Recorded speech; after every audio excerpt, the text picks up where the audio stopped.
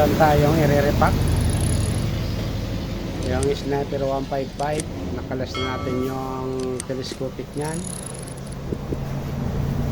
Magre-repack tayo ng telescopic.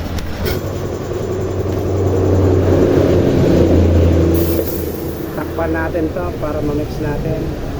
I-mix.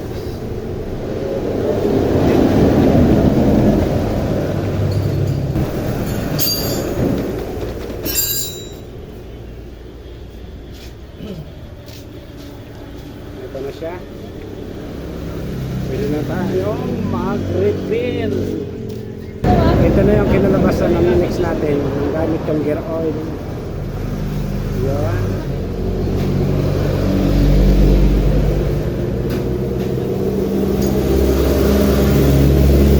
Orang salang 40cc.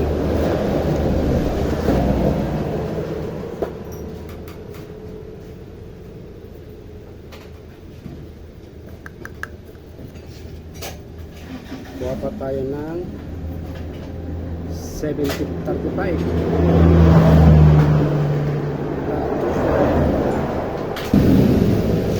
Lagay natin dito.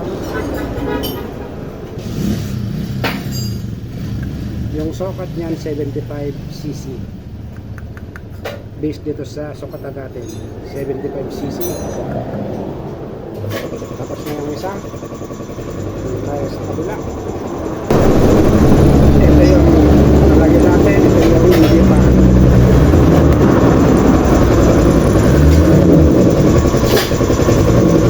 Yan, 75 pala eh.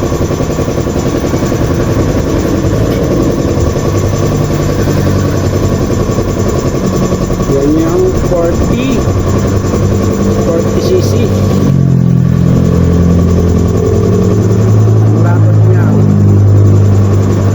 Yung gear oil kasi, ang velocity ng gear oil, malapot siya dun sa port oil.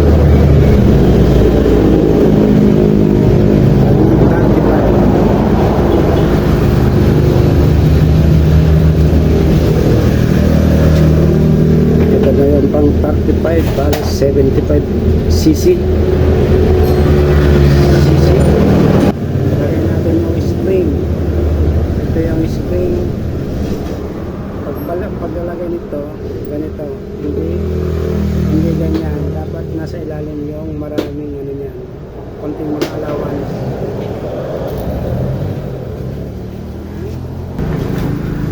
I-pump ng i-pump para yung oil umilalim pa.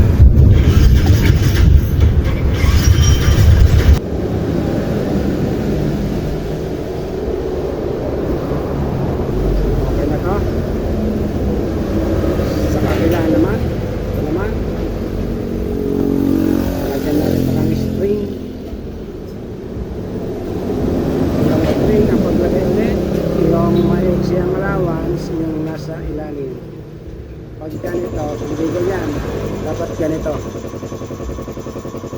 Yan. Tapos i-pump para mag-bleed siya. Pump natin. Yan.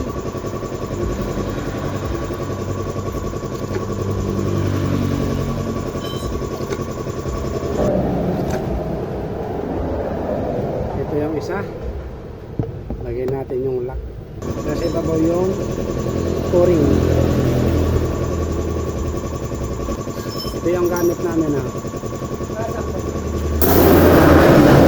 Lagyan natin ito dyan. Yan o, kahit mag-isa ka lang kaya mo siyang gawin.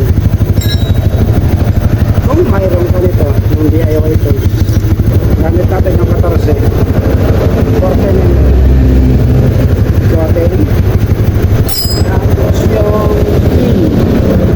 yung pin lock niya.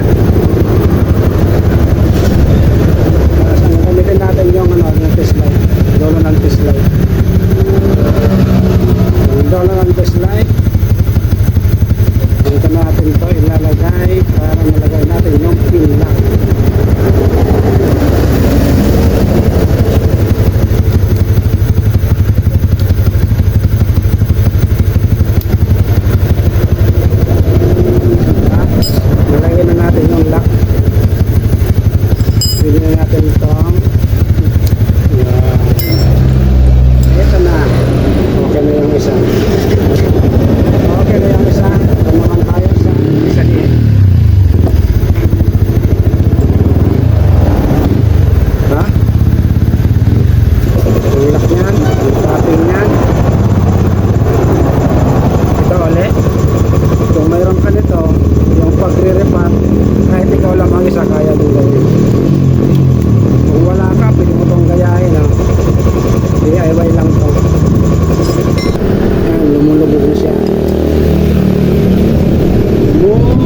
Lumabog na siya.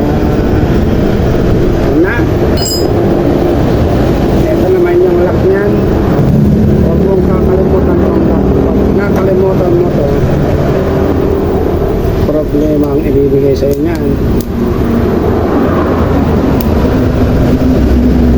Okay na yung lock. Pwede na natin. Yun. Ito na. Ito na yung finished product natin sa pag-repack. Ito na. Ito na. Subukan na natin yung bounce. 75cc. Based dito sa anong sukatan.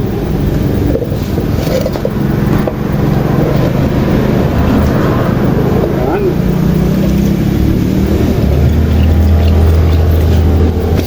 Yung issue nito, masyado malambot, tapos lumalagatok. Lumalagatok. Ito. Kabit na natin to. Install na natin. Yan yung resulta ng ano natin, pag-repack. Pag-repack natin. Yan yung bounce ng pag-repack natin. Yan.